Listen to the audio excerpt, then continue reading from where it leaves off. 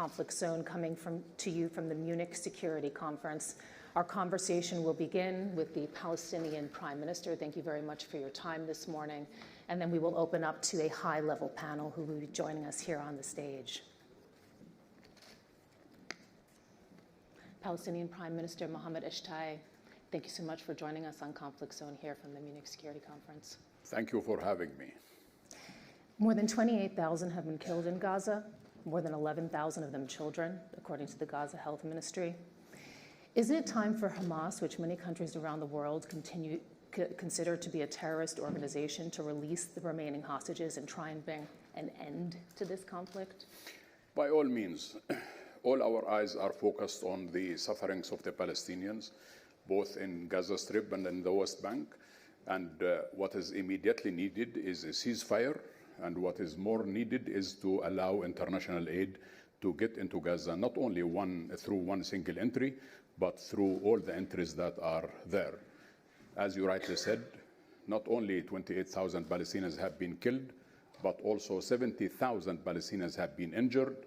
281,000 Palestinian homes have been destroyed between partial destruction and complete destruction, but also 1.7 million Palestinians have been pushed out of their homes into one single geography that's called the Rafah area, and now the Israeli army is intending to encourage into Rafah. So all what we need now is an immediate ceasefire and allow international aid to get into Gaza. Let's talk a little bit more about those prospects, because the PA President Mahmoud Abbas called on Hamas this week to complete a deal quickly, and I'm quoting here, to spare the Palestinian people suffering. Do you think that Hamas cares what Abbas and the PA has to say? Do you think they're listening? Our president is the president of all the Palestinians, of course, and we do care for our people. And we would like to see an end to these atrocities. We would like to see the release of all. Do you think they're listening? Our president is the president of all the Palestinians, of course, and we do care for our people. And we would like to see an end to these atrocities. We would like to see the release of all the hostages, and we would like to see a deal that is there in the making as soon as possible, because every single day that is delayed, it means more killings, it means more sufferings, and it means more disaster for the people. When we call for end of ceasefire, of course we do mean it, and we have been engaged with all the international players, with the United States, with Europe, with everybody in order for us to bring this to a reality. We have been engaged with Egypt, we have been engaged with Qatar, with all the players who have been there. Of course, the situation is catastrophic, as you rightly said, and our president was very direct, very explicit when he stated that. All eyes are on Rafah right now, as you've highlighted. There's been months of speculation that the Israeli invasion of Gaza could end with millions being pushed into Egypt. The latest reports are saying that Egypt is actually building a walled enclosure along the border. We heard from the Egyptian foreign minister yesterday. He said that they are preparing safe areas for refugees. Do you know what's going on there? Are they talking with you? Are they coordinating with you? Yes. First of all, Egypt is not going to allow anybody to cross the borders. Second, you are right that... Are you sure about that? Is that going to hold? It looks like they're preparing something. Yes, we are sure about that. Egypt is not going to allow Palestinians to enter into the Egyptian territory. We don't want Palestinians to move from Gaza into Egypt, even though there is an Israeli program to really push Palestinians out of Gaza in an attempt to rehabilitate Palestinian refugees into other areas. This is not something that is new. This has been there since 1954, when Israel wanted to create some sort of reset. That won't happen. People should be allowed to go back to their homes in the north of Gaza. People should be allowed to go back to their homes in the middle of Gaza. The only way should not be out of Gaza into Egypt. The only way is that people should be allowed to go back to their homes, and people should be allowed to go back to their towns, to where they were. Now, what Israel is doing is what one can call a cattle shoot exercise, pushing everybody into the Rafah crossing. That should not be allowed. I know, and we know, that it has been an Israeli program to push people out of Gaza.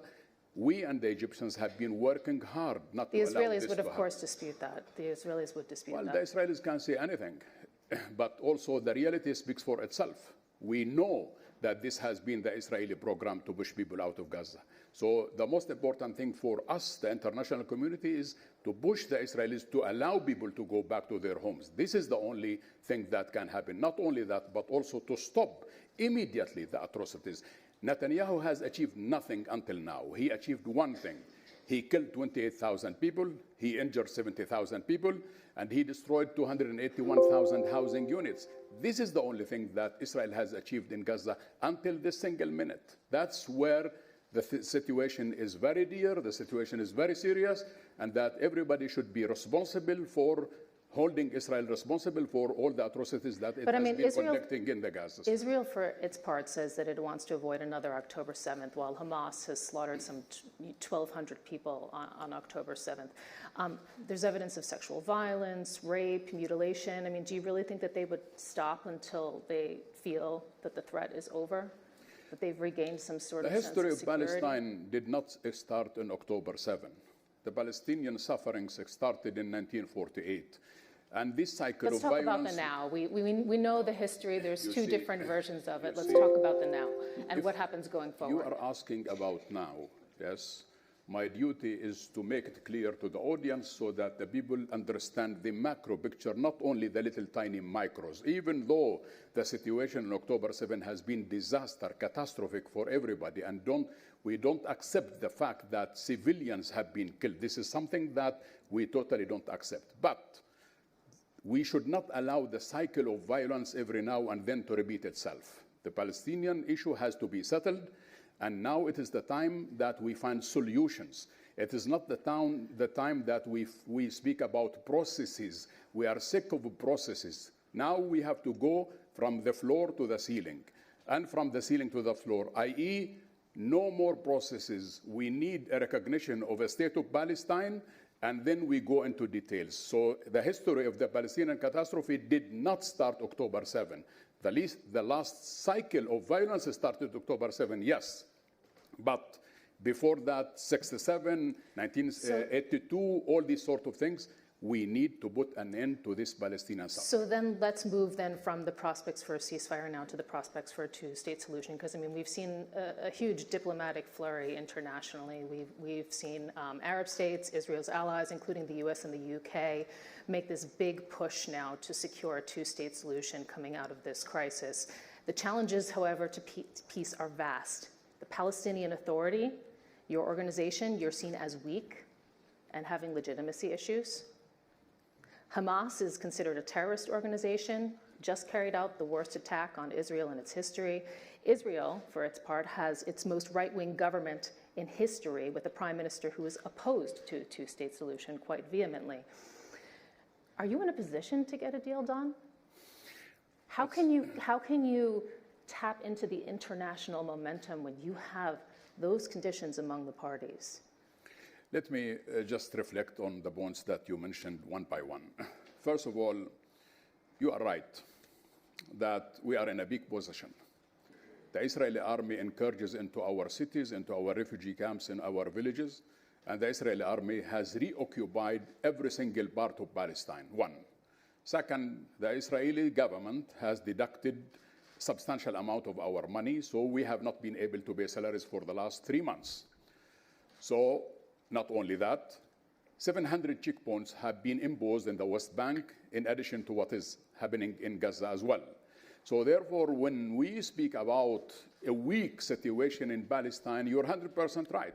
The Israeli army is not allowing us to function because we are under occupation. Wait a minute. Let me finish, because you asked me a question, so let me answer you. The other important issue is the two states. The biggest problem today is that the Israelis used to say about us, they don't have a partner. Now I can easily claim, back to your question, that we don't have a partner in Israel. Our president, all of us, have been extending our hands for the Israel to sit down and settle this issue. The other important, you have an international consensus on two states. Palestinians, they agree on two states, even Hamas. International community, the Arabs, they agree on two states, the Europeans, the Americans, everybody. We have been talking about two states for more than 33 years now. We need to move from talking about two states to implementation of two states on the ground. That is what we need now. I want to talk about what you can do, though, because I mean, officials want you to start making some pretty bold moves right now, so that they have some flexibility when it comes to if a window does indeed present itself. Arab states, Israel's allies, they want, and I'm quoting here, a revamped and revitalized Palestinian Authority that can play a role in post-war Gaza. Abbas says that the PA is ready to take responsibility for Gaza immediately after the war. I mean, Palestinians are tremendously dissatisfied with the PA. We've seen the protests in Ramallah. 90% The of protests were against the Palestinians Israeli occupation. 90% of Palestinians want Abbas gone. 90%. 90%. Wait a minute. Does he need to go? Does he need to go quickly? No, wait a minute. First of all, How can you represent say that you represent the Palestinian people when 90% do you want want your to ask me president and gone? wait for an answer, or do you Yes, want please. to continue talking? Please. So, wait a minute. First of all, we are very aware of the fact that we need elections. And our president issued a presidential decree calling for elections on the 22nd of May 2021, when Israel did not allow us to have elections in Jerusalem. So we were caught between the hammer and the hard rock. Shall we have elections without Jerusalem, or shall we wait until the circumstances allow? One. The other important issue, I do like the term revitalization of the Palestinian Authority that President Biden spoke about.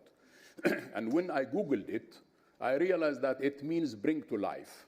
So for us, the revitalization of the Palestinian Authority, it means one thing. For me, allow us to function. Because when you have the Israeli army incursions into the cities, the refugee camps, then the villages, and when you have the settlers who are carrying arms, 22 Palestinians had been killed at the hands of settlers. Ben Ghafir and some other ministers in this current Israeli government have been distributing machine guns to settlers, not to hunt birds, but to kill Palestinians. Wait a minute. And then the most important part of the story is that when we speak about the Palestinian readiness for taking over Gaza, there are some questions that has no answers. One, Netanyahu's, but to kill Palestinians. Wait a minute. And then the most important part of the story is that when we speak about the Palestinian readiness for taking over Gaza, there are some questions that has no answers. One, Netanyahu's interest today is to keep the war ongoing. This is not my question, Mr. Prime Minister. You've announced reforms. Yes, but let me finish. When are they going to happen, and on what sort of time frame? Because you have promised them before. Correct. When are they going to happen? Correct. Netanyahu's war is going to continue until end of the year. Today in Gaza, we have 50,000 Palestinian civil servants who are there, of whom 19,000 Palestinian policemen. We provide for Gaza $140 million every month. That's $1.7 billion every year. That's 35% of our budget. Is Abbas going to appoint a deputy who has power, who has authority? This is what, if you can't hold elections, is he going to appoint a deputy? Look, the issue is not about... Is he going to allow a caretaker, as we've been hearing many international parties are calling for? The Palestinian Basic Law does not allow the president to have a deputy. Okay? We are people who are stuck to the laws. But it allows him to serve 19 years into a 4-year term. No. What we want.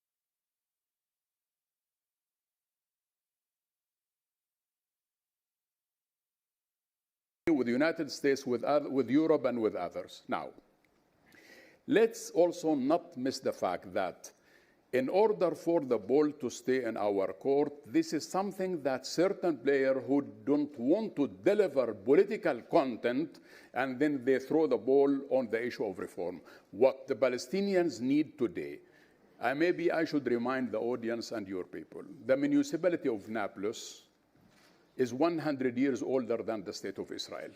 So therefore, Palestine is ready.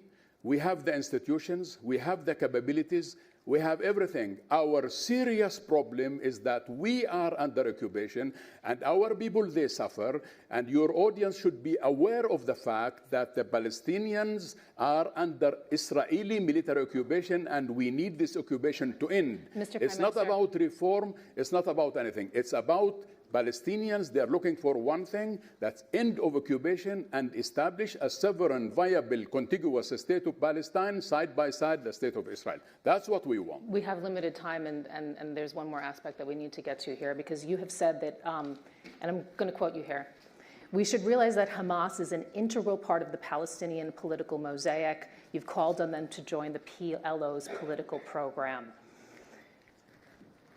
Where do you see Hamas's role? And do you worry that you risk alienating international partners who consider it to be a terrorist organization, Israelis also who are deeply traumatized by the October 7th attacks?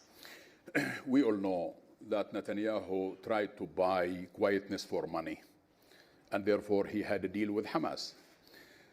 And also for us, of course, Hamas is an integral part of the Palestinian political arena. But in order for Hamas to be a member of the PLO, there are certain prerequisites that Hamas has to accept the political platform of the PLO, that we have an understanding on issues that has to do with resistance, and that we are calling for popular resistance and not anything else. And therefore, if Hamas accepts, and we have been in dialogue with Hamas before October 7 in Al-Alamein. Are you speaking with them directly right now? No. Are conversations happening? Not now, but Russia has invited... So you still speak through intermediaries? Russia has invited all Palestinian factions who will be meeting on the 26th of this month in Moscow, and they have invited all Palestinian factions. We will see. If Hamas is ready to come to ground with us, we are ready to engage. If Hamas is not going to come to ground with us, that's a different story. But we need a Palestinian unity under any circumstances. But I mean, we're talking about Hamas here. This is, an organization that has a history of undermining peace through violence. They reject the Oslo Accords. They're committed to armed resistance against Zionism.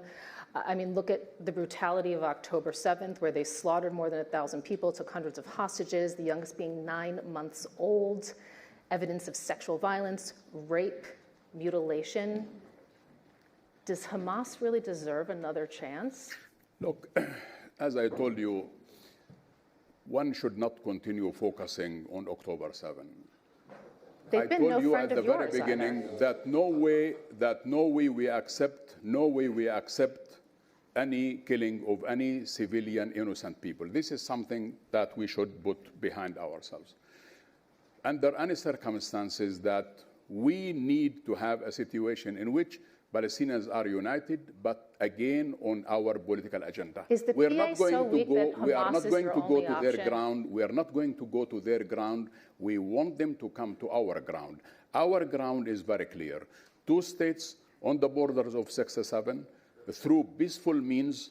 We have been engaged in negotiations for 33 years. Unfortunately, negotiations did not materialize in and into the conflict.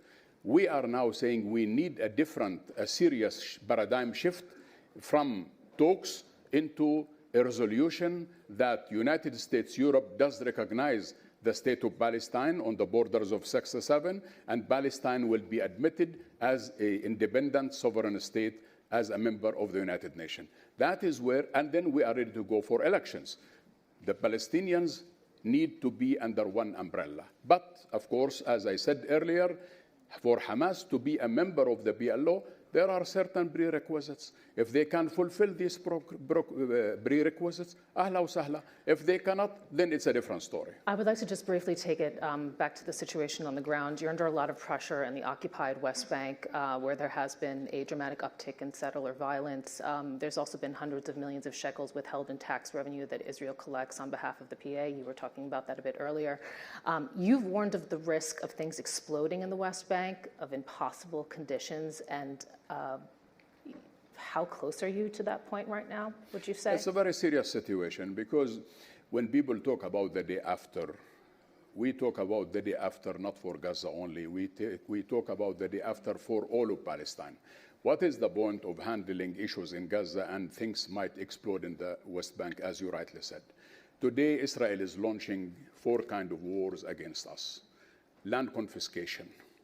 There are 755,000 Jewish settlers who are living in the Palestinian territories. Most of them are armed settlers.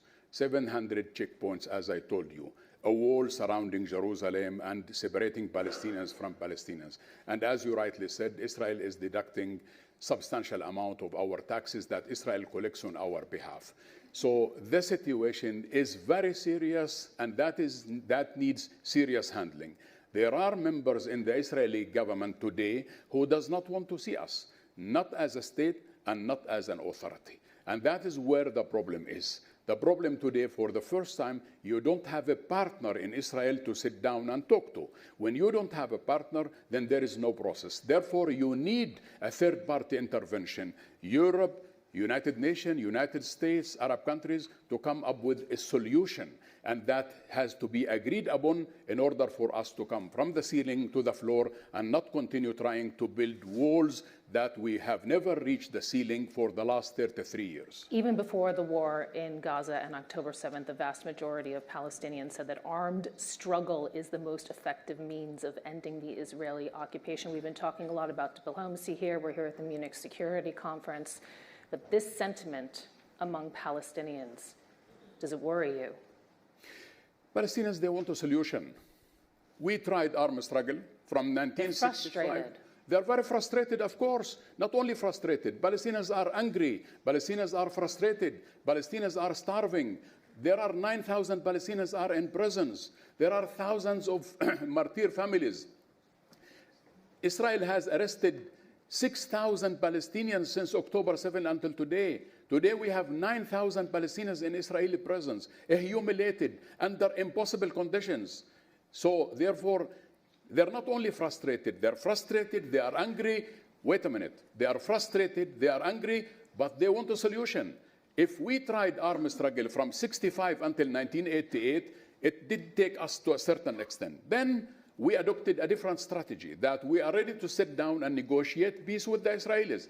It did take us another step. We created the Palestinian Authority. Now, this peace process is not ending the conflict. We need a serious paradigm shift in order for us to really end the conflict. That is where the Palestinians, my dear, listen to me. Jesus Christ was born in Palestine. We know what he said. Let's not go back to Jesus Christ, please. It is not Listen, with bread ones live I want to know more about the mood of your people, and then we have to end it. The Palestinians, they need end of occupation, and the Palestinians, they need to live free. This is where you end the frustration, you end anger, you end violence. That is how you end the conflict, by giving people their rights, is not by looking at cosmetic things. We need to look at the roots of the issue, not only at the symptoms of the issue. That is where, and the roots of the problem for the Palestinians is end of occupation. That is the name of the game. Palestinian Prime Minister Mohammed Ishtayeh, thank you so much for your time. Thank you for joining us on Conflict Zone here from the Munich Security Conference. We appreciate it. Well done.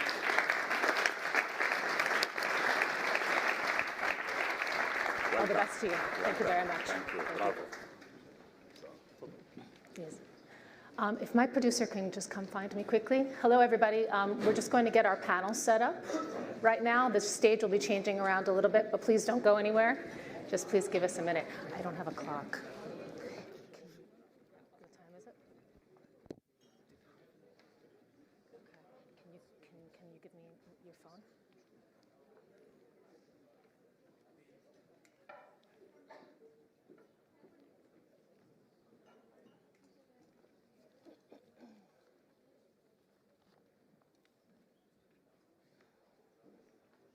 Hi, welcome everybody. Hi, how are you? Sarah Kelly, nice to meet you. Nice to see you. Hello. I take any seat? Sarah? Yes. Sarah? Yes, I think that it would be fair if I get enough time Oh, to give my seat is answers over there. to all these You things. will. We're going to just There's a bit of my turning there, but yes. So nice to meet you. I'm Melanie Jolie. I'm the Foreign Minister from Canada. Hello. Nice to meet you. Nice to meet you. Hello. Hello. Sorry. Sorry. José Manuel Alvarez, Minister of Foreign Affairs of Spain. Hi. Hello. Vas-tu? Ça va? Ça va bien, toi? Tu as été tout le week-end ici, non? Oui, oui, je m'en vais au Brésil, là. Je m'en vais au G20. C'est à côté. Oui, c'est à côté. C'est à côté. OK, Emin Safadi, I'm here. OK.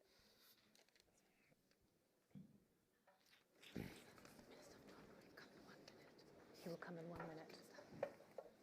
I can start already.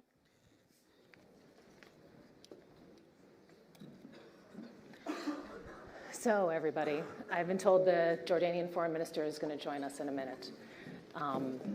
Thank you so much for your time. We're going to continue our conversation now with our panel. Again, this is Peace in Pieces, the future of Israeli-Palestinian relations, the town hall here at the Munich Security Conference in conjunction with Conflict Zone. We are joined by Tzipi Livni, former foreign minister of Israel. Thank you for your time. Ayman al-Safadi is going to be joining us in just a moment, the foreign minister of Jordan. We are joined by José Manuel Álvarez Bueno, foreign minister of Spain, and Melanie Jolie, foreign minister of Canada. Welcome to all of you. Thank you for your time. And Thank you. As we wait for the Jordanian foreign minister to join us, Tzipi Livni, I'd just like to get a very brief comment from you at the beginning. Will Israel launch an offensive in Rafah, or will it listen to its allies and call for restraint? Firstly, I think that it's a pity that Khadat Shtayyeh didn't wait to listen also to what we have to say. And maybe the best thing for, I don't know, next conference is to have all of us together on the same stage. I don't want to enter into the blame game, but there are certain things that need to be addressed. And this is about history. Since he referred to 1948, so let's speak about it. Because in 1947, the international community in the United Nations decided on what is called the partition plan. 2 states, one is a Jewish state, Israel, and the other is an Arab state. Again, no, he spoke about history, and I cannot let this situation to be a distorted history. And therefore, since that day, unfortunately, at that time the Arabs, later the Palestinians, didn't accept the ideas of the international community. I was the chief negotiator for peace in the last 2 rounds of negotiations. They were quite, I believe, just solutions on the table that they didn't say no, but they didn't say yes. And I'm saying it because I represent those in Israel believing that the idea of 2 states for 2 peoples represent the Israeli interest. I believe that this, in achieving peace, it's not only about security, but also the way to preserve Israel as a Jewish democratic state. And therefore, it is so important not just to enter into a blame game, but to understand history and to try to reach a solution for the future. And last comment is that in Gaza, there was no occupation. Israel decided, hello, Ayman. Hello. Israel decided to leave Gaza Strip. We dismantled the settlements. We pulled out our forces. We hoped that the Palestinians will use this opportunity to create something that their own people will be happy. Inside Gaza, flourish, and Hamas took over. Just very briefly, just to kick off our conversation, do you believe, you've worked with Benjamin Netanyahu. Do you believe that there will indeed be an offensive that extends into Rafah? Just very quickly. I don't know, but yes or no? Listen, this is a yes or no. I think that if our security needs are, and I do support it, to dismantle Hamas from its military infrastructure, and hopefully to replace Hamas with a more legitimate and pragmatic regime, the Israeli army will take the necessary step, including taking in consideration international humanitarian law as we need to. The absurd is that we called Palestinians to leave their homes not in order to expel them, but in order to save their lives because they are being kept as human shields by Hamas. And therefore the situation is complicated. Yes, there are Palestinians that are suffering there, but the real question is how all of us can lead to a better future and not end this war in Gaza as another round, because I was a minister in the Israeli Security Cabinet in the last rounds of operations in Gaza. One, we thought that deterrence would be enough. The second, we thought that any understanding with Hamas, I didn't support it because I think that Hamas should be delegitimized. But I would advise all of us to do what we decided on the first round of negotiations with the Palestinians, that it's not about blame game or history, but about finding a solution. And since you've mentioned Netanyahu, I'm his own political opponent for many years. You know, he tries to convince the Palestinians that Fatah and Hamas are the same. And my policy, my strategy for many years was to make a distinction between Hamas, because Hamad Shtayyeh said that Hamas accept two states, but they don't accept the idea of end of conflict, which is more important, or it goes with it. And therefore, he enters into this trap. The only way to achieve peace is by an understanding that the choice is not between Israelis and Palestinians, but between those that want and are willing to take also, of course, political risks and other to achieve peace on both sides.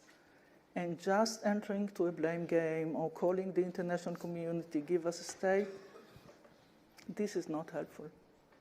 Ayman al-Safadi, I'd like to get your response, first of all, to what we have heard. Mr. Foreign Minister, by the way, welcome, and thank you for joining us. You know, we've been discussing all eyes right now really being on Rafah. Jordan and Egypt have been quite clear that they will not accept any forcible transfer of Palestinians. Egypt appears to be building an enclosure on its border. The Foreign Minister of Egypt addressed this yesterday. Do you think that your stance can still hold strong on this, given the dire humanitarian situation in Gaza and the talk of a military operation extending there? Well, I mean, we should not be responsible for cleaning Israel's mess. And before I address that, we got to frame things in the right perspective. What we see in Gaza is a devastating war, mass murder, destruction of the livelihood of 2 million people, pushing people to the abyss, destroying hospitals, killing journalists, killing medics, killing humanitarian workers. And we've got to frame things in the right context. The root cause of all of this is occupation that has had no horizons of ending, that's being consolidated day in, day out. Look at the number of settlements in terms of the growth that we've seen over the past few years. Look at the situation before October 7. What did we have before October 7? We had a complete closure of political horizons. We had a government that includes radical racist ministers who openly call for the killing of Palestinians. They call them human animals. They don't respect their rights. And we had a process in which this Israeli government tried to sell the fallacy that it can jump over the Palestinian issue to have regional peace and ignore the Palestinians as if they do not exist. Look at facts and figures. What did we see before October 7? Look at the number of settlements, confiscation of land, suffocation of the Palestinian economy, encroaches on the holy sites. And the political narrative that was coming out of that Israeli government is one that closed all horizons. Even before October 7, this current Israeli prime minister was on the record saying that his mission is to suffocate the Palestinian people's aspiration for statehood. October 7, we all condemned the killing of Israeli civilians on October 7. All the Arab countries did that. But I have yet to hear one. Israel have responded I have to that? yet hear one Israeli official condemning the killing of 30,000 people in Gaza. 75% of them are women and children. We're a country that made peace with Israel 30 years ago, but we made peace within the context of a broader peace that should allow for regional conditions that will ensure safety, security, dignity for all people, for Israelis and Palestinians. But Israel cannot have security unless Palestinians have security. We all cannot have peace unless the Palestinian people have their legitimate rights to statehood and freedom and dignity fulfilled. This seems to have been pushed under tons of layers of ignorance and acting as if Palestinians do not exist. So let's frame things right. We have a conflict. The root cause of conflict is an occupation that is a violation of every human right that exists. There was no horizons for this occupation to end. And now we're just looking at things as if the only problem is that there is something called Hamas. No, the only problem is that there is an occupation that has to end. We in the Arab world since 2002 have said that we're willing to have full normal ties with Israel in return for ending the occupation and the realization of a Palestinian state. Israel did not even consider that. And this is the question that we have. On the issue of displacement, it's an absolute no. We will not allow for the displacement of another thousands of Palestinians. Is that also what your Egyptian counterparts are saying? Yes, I think Jordan and Egypt have been even despite the building of the enclosure? About that displacement is not acceptable. It's a violation of international law. It's a war crime. But beyond that, it will solve nothing. It will just set the stage for further conflict. One last sentence. Whoever wants peace, we cannot just keep speaking in the macro. The path to peace is known, the two-state solution, the realization of a Palestinian state that can live in peace and security with Israel. Every other talk about political horizon and about peace is, I'm sorry, it's ignoring the issue and it's assuming that you can continue to control the life of 5 million people and deny them every human right and say, I want peace. How is that possible? I'd like to turn to the Spanish foreign minister right now and get the EU's and the Spanish views here because you are among the EU countries most critical of the rising death toll in Gaza and Israel's operation there. You have paused arms sales, we understand. How do you see the prospects for de-escalation and ending the conflict? Everything that we are doing and saying aims at de-escalation. This escalation of violence will lead nowhere. I don't see any political vision behind all this violence. And there is a real risk of a spillover beyond Gaza. We see what's going on in the West Bank. We are very, very worried for a very fragile already Lebanon. So basically, I think we all know what is needed to get peace and security for both the Palestinian people and the Israeli people. We take very seriously the security concerns of Israel. When we call for a permanent ceasefire, when we call for the immediate entrance of humanitarian aid, which is absolutely needed in Gaza, given the catastrophic humanitarian situation, when we call for the immediate release of hostages, all those things are and go in the benefit of both of them, the Palestinians and the Israeli. But there's a lot of tension right now between Spain and Israel. I mean, they withdrew their ambassador. I will address that.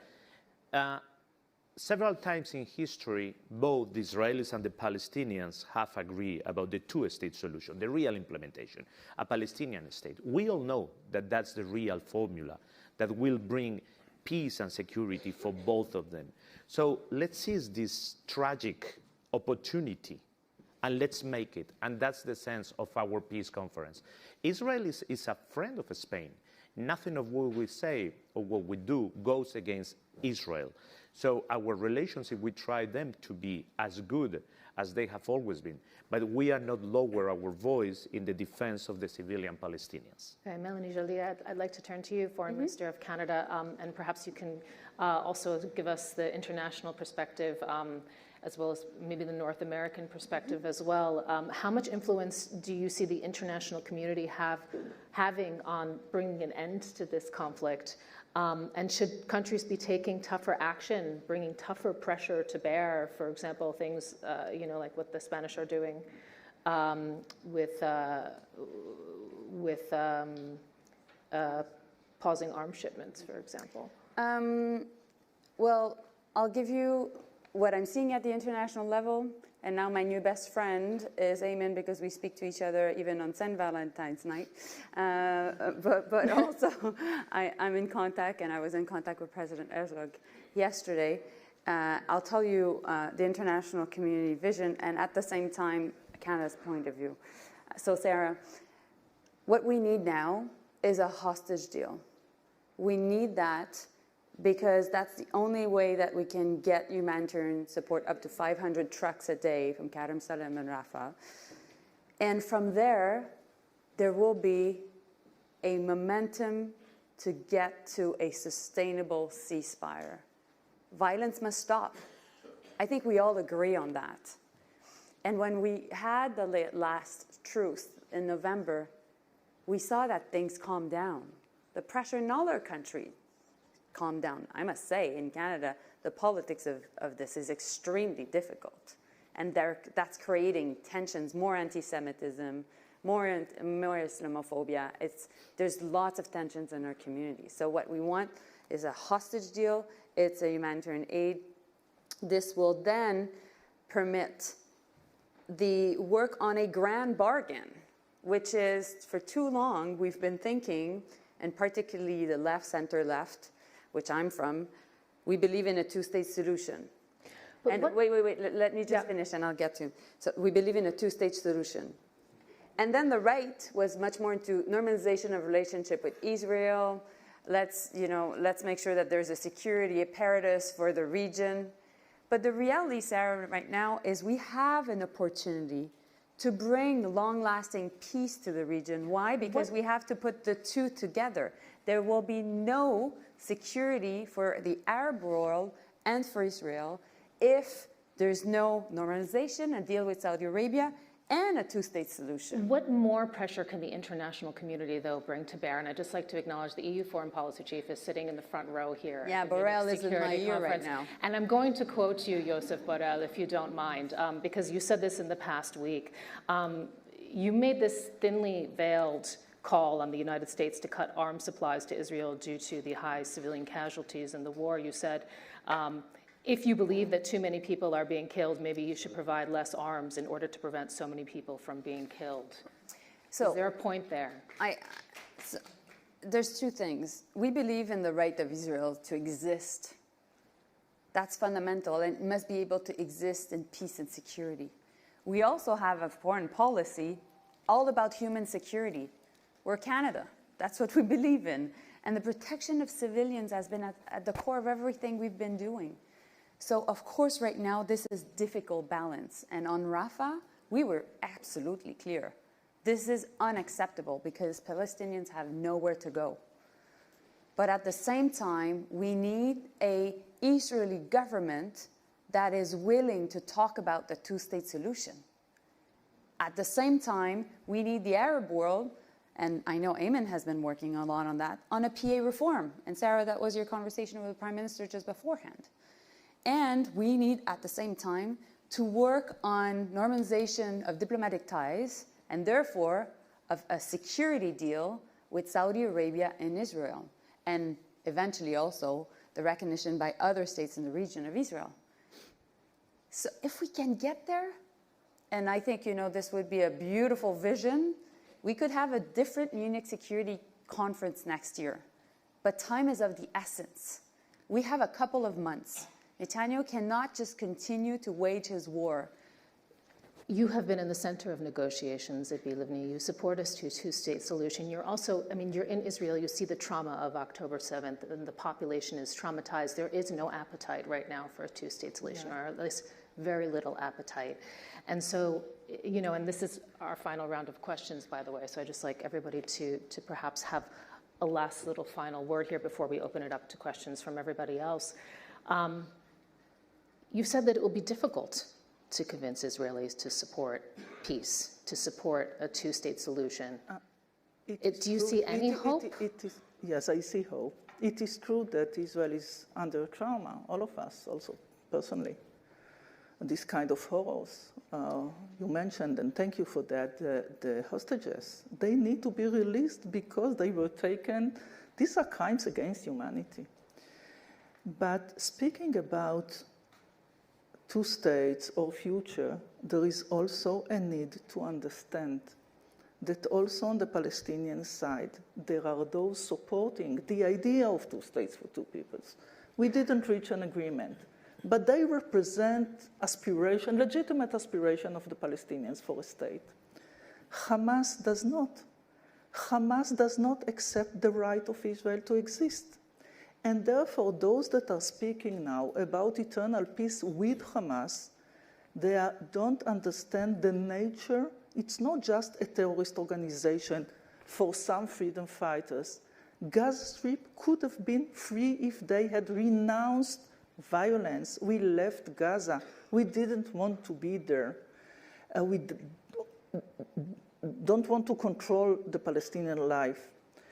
And therefore, for those of you here that not just, speaking in terms of slogans, but understand the complexity of the situation, also on the Palestinian side, there are those that are obstacle for peace. And Hamas is the main obstacle. Not only a terrorist organization, not only a jihadist group, not only a charter that speaks about killing Jews or Israelis living, and this is what they did. Not only promised to have more massacres in the future if they remain. And therefore, and as I said, I'm a political opponent on Netanyahu, but I support the war in Gaza.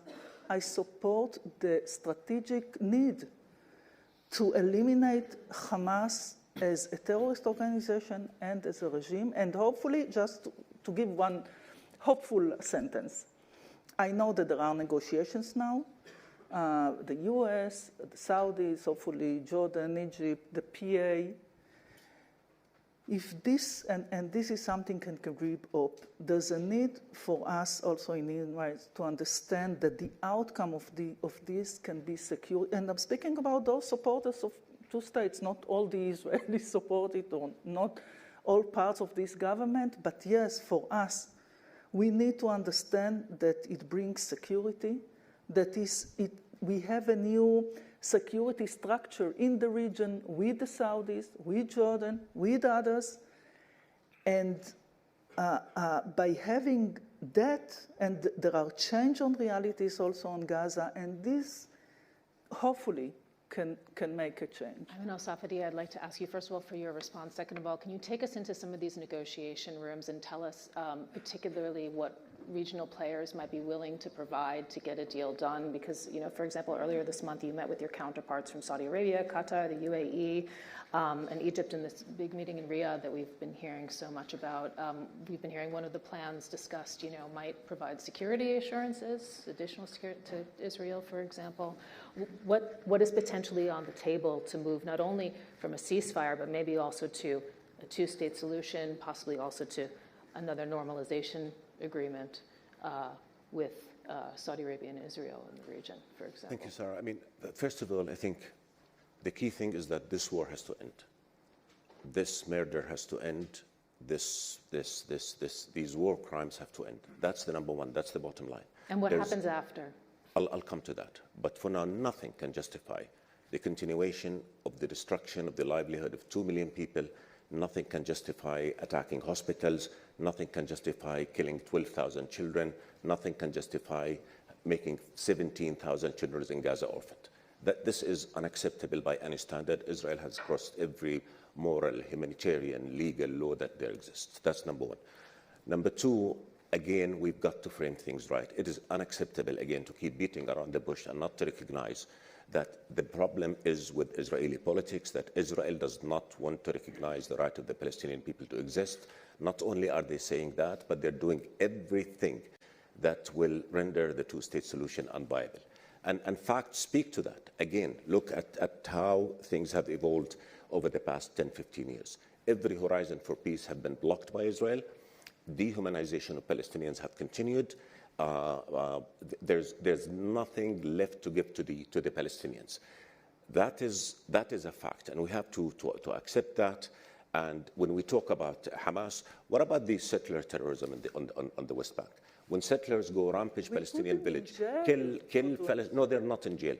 No action has been taken. No significant action has been taken against settlers. Actually, settlers were armed by Israel, and yesterday settlers killed Palestinian children. So we have to call things as they are. The root cause of the problem is that there's an occupation that the Israeli government is not willing even to admit and recognize. And this government What's on the table from regional players? I'll tell you that. What's on the table is a full peace. That is the Arab Peace Initiative of 2002, and it's still on the table.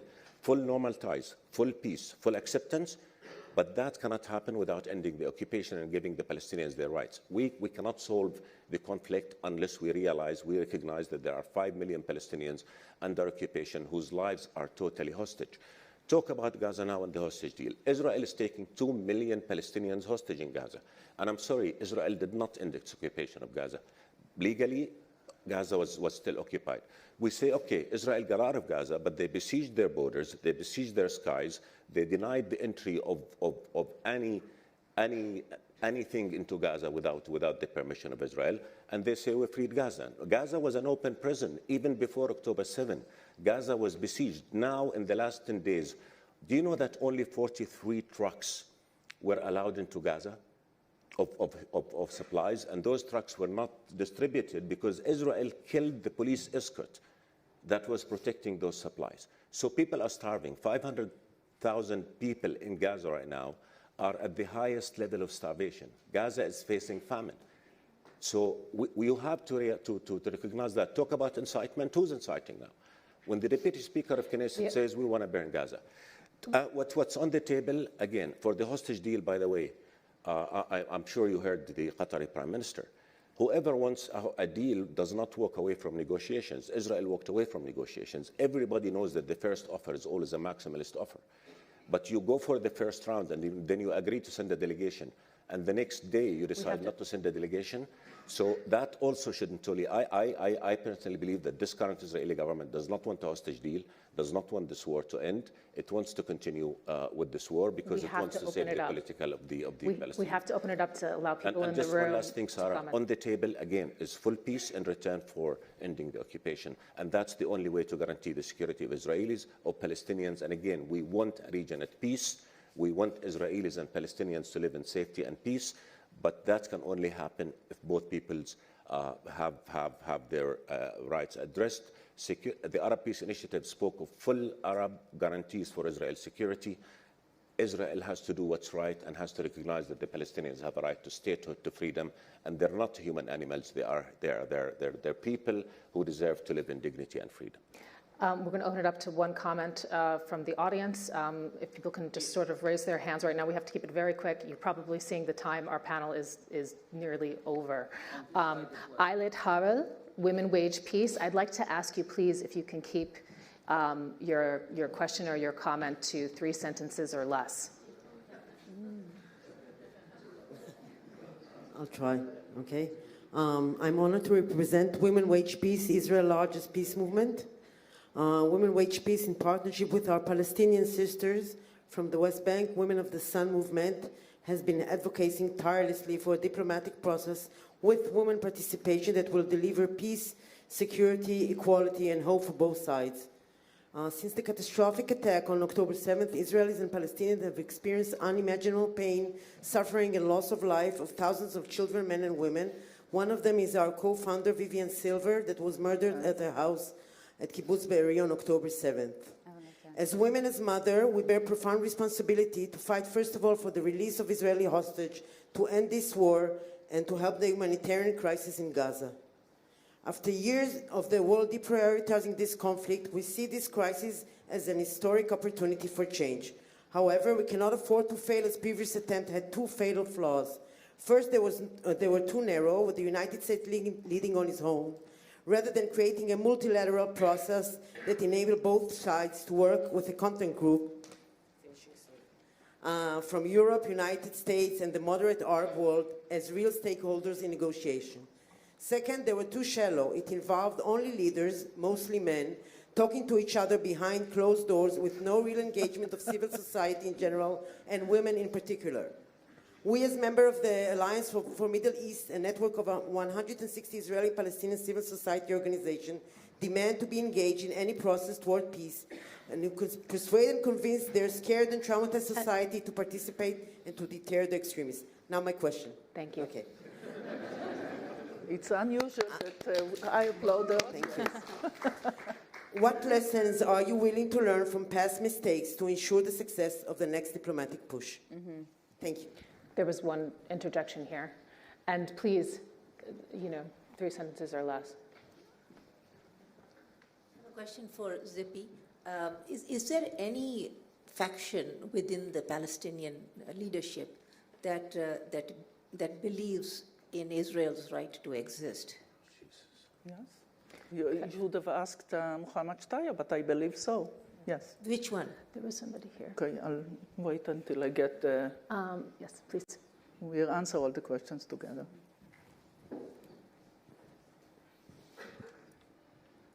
Good morning. My name is Ilan. I'm Israeli, former ambassador to South Africa, and now a peace activist. My question is to the international community. I think it is high time for you to change course and get involved in our conflict with the Palestinians, because the discrepancy, the disparity between Israel and Palestine is far too big for us today to do it by ourselves. I hope you will take it as a message. You could just pass the microphone behind you. Yes. Thank you. I'm from China, a journalist with the CGTN. I do have two questions. First one, I want to go, the world has witnessed the unprecedented scale of death and destructions in the Gaza area in the past 4 months. I wonder, how do you guys believe Israel's military operation in the Palestinian area would leave Israel's international reputation to the world? My second question relating to China. How do you see a possible role for China in a potential long-term peace process between Israel and Palestine, and particularly in the post-war Gaza and the West Bank? And what could China bring to such a process that maybe the Western countries have not been able to or could not? Thank you. Can I answer? Right here. It's you.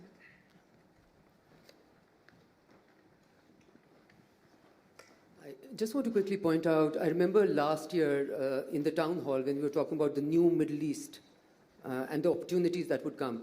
I remember asking the question that could there be a vision for peace without the Palestinian question being resolved?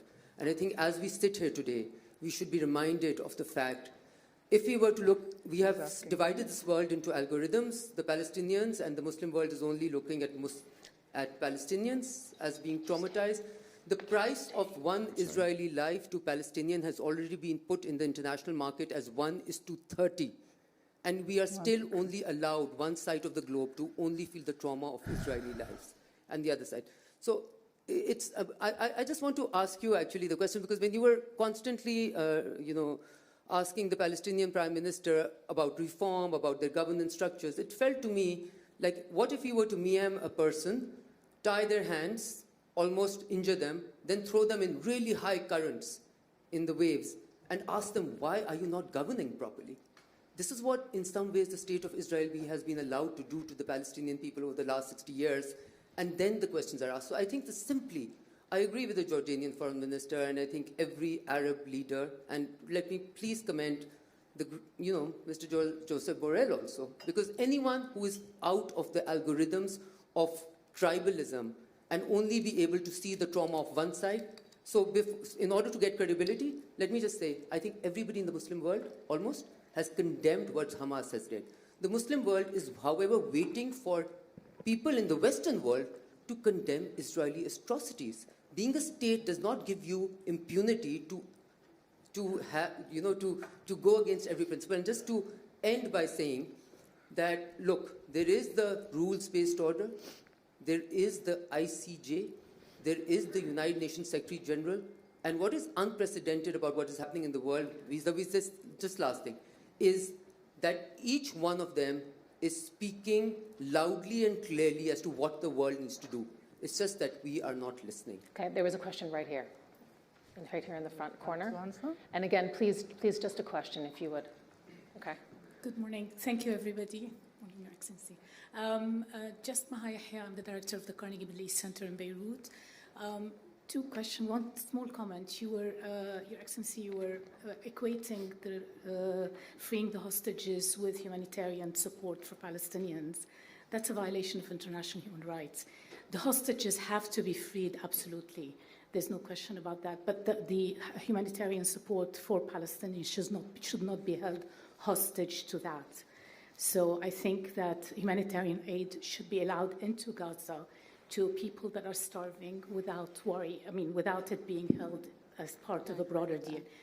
The question, maybe you want to comment on that. Yeah. The second question, just very briefly, is on the two-state solution. Everybody's talking about the two-state solution.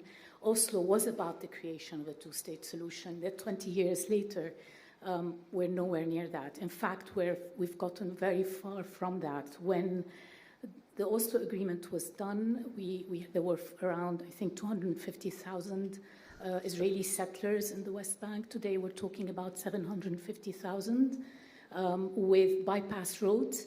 Palestinian regions are now at the time the talk was, it was a Bantunistan with small Israeli settler pockets in the West Bank.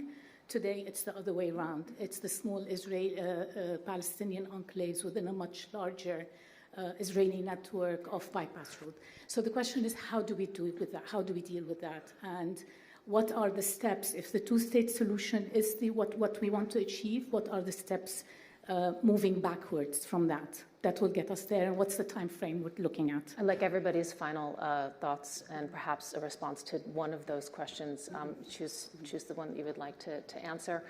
We're officially in overtime. I want to be respectful also of everybody's time today. We'll begin with Melanie Joly. Yes. And again, if we can all keep it concise. So I don't remember what Ayelet was referring to Vivian Silver.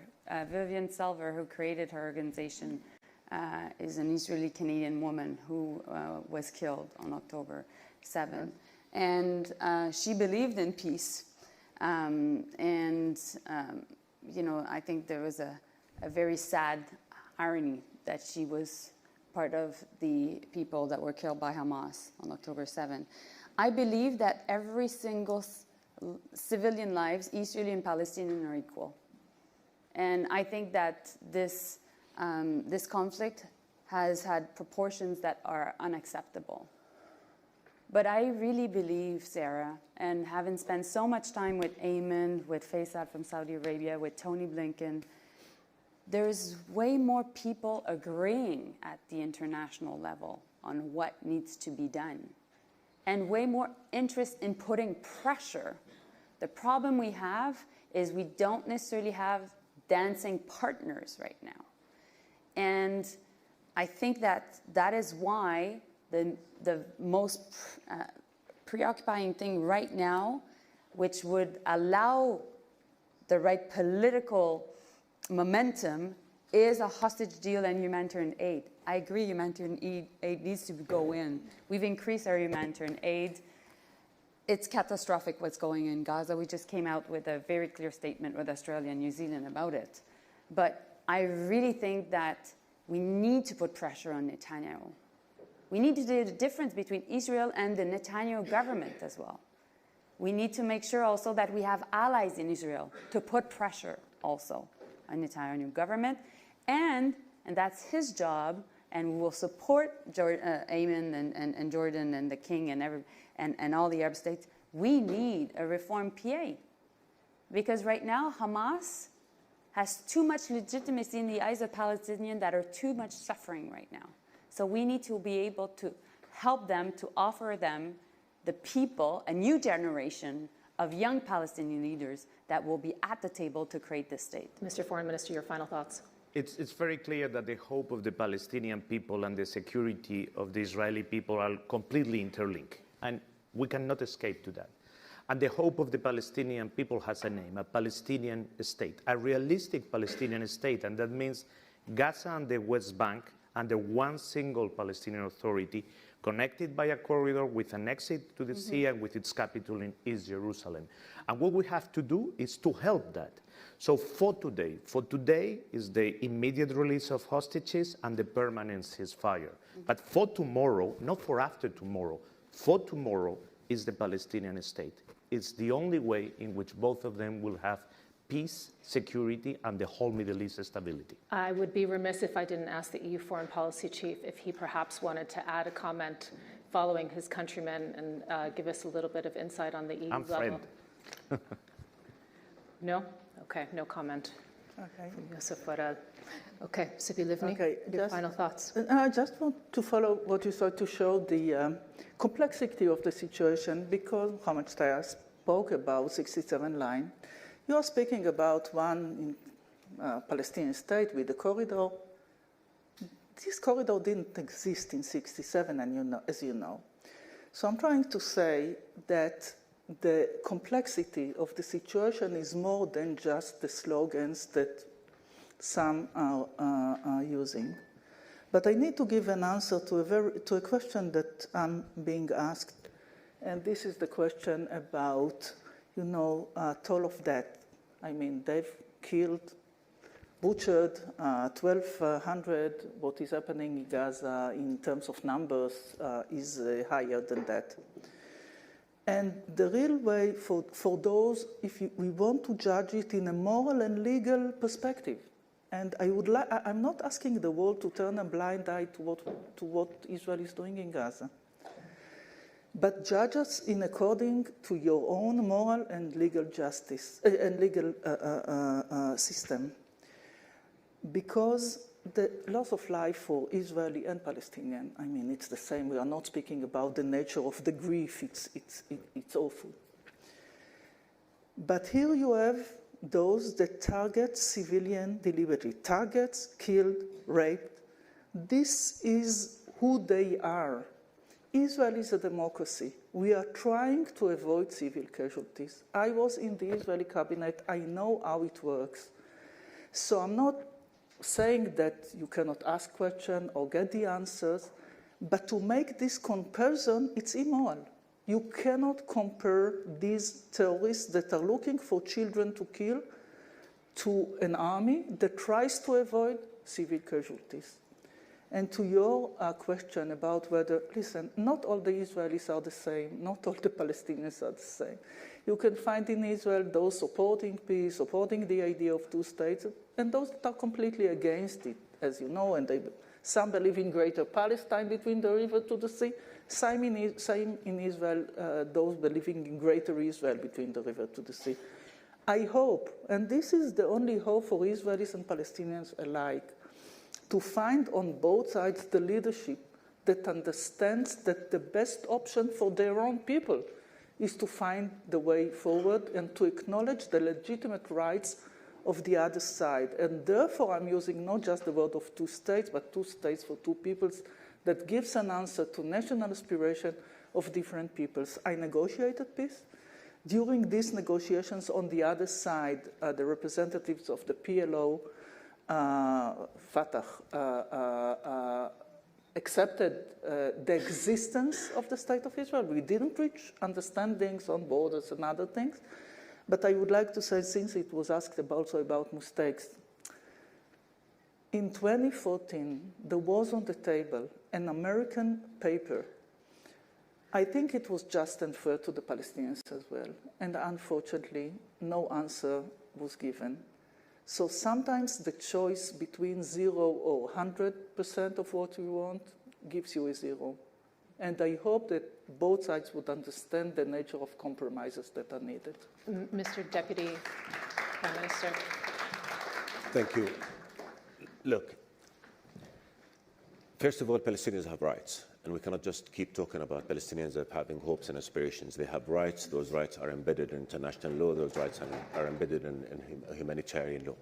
The rights of the Palestinians to exist in their own state, independent, sovereign, on June 4, 1967 lines with East Jerusalem as capital is something that is the only way to move forward. And it's not slogans, it's reality. And if we want to talk about what existed and what did not exist in the past, I think we'll be having a different conversation.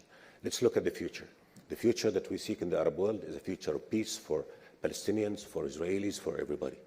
To have that, Israel's legitimate concerns for security and others should be addressed.